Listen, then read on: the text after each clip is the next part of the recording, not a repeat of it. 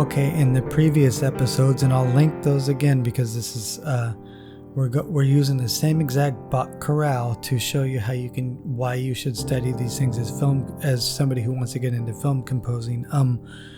I think one of the things, if people just study John Williams, one of the hardest things that'll happen to them is they'll fail to understand most of the music because they haven't studied functional harmony. And I'd say John Williams is almost 80% functional, and the rest is maybe modal and then atonal kind of stuff and unique scales. So let's play through this Bach chorale again that we've done in every one of these series and use one move from this, okay? So now we're going to use Aeolian, and Bach did use Aeolian in here, but in a very functional way. I'm going to use it right here.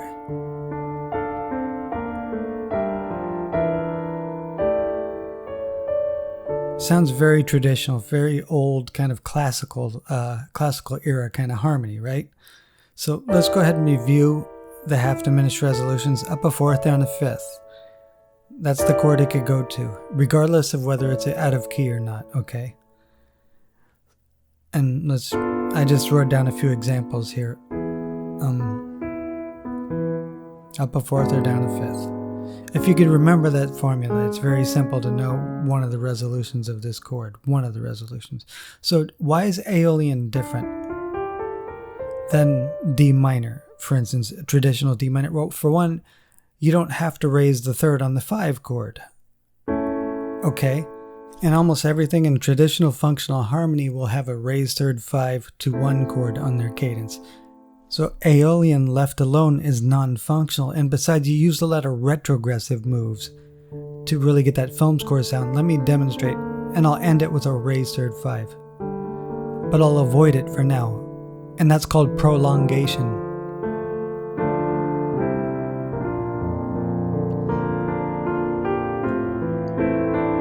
The minor 5, 1. Doesn't sound nearly as complete.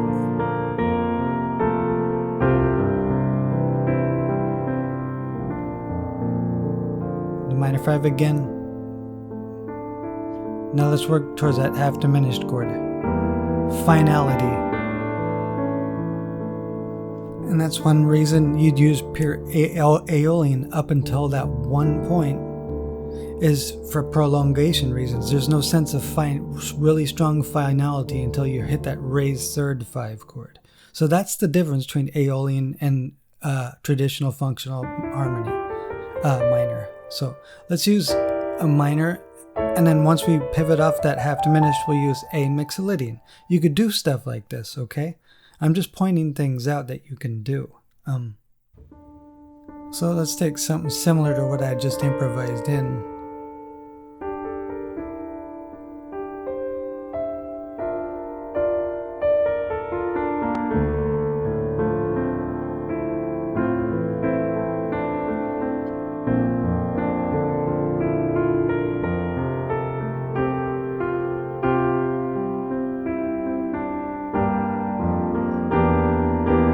A mixolydian.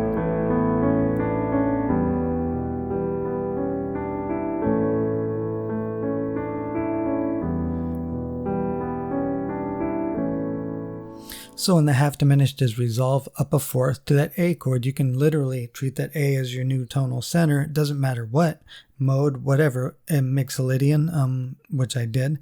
It doesn't really matter. You just have to find a way to work to it with timing wise, and I'm just improvising, so forgive me, people who are keyboard players. I just use it as a instrument to demonstrate because it's universal. I prefer notation, and I am a guitar player mostly, and I don't really, and I'm kind of way out of practice with my keyboard improvisation right now. So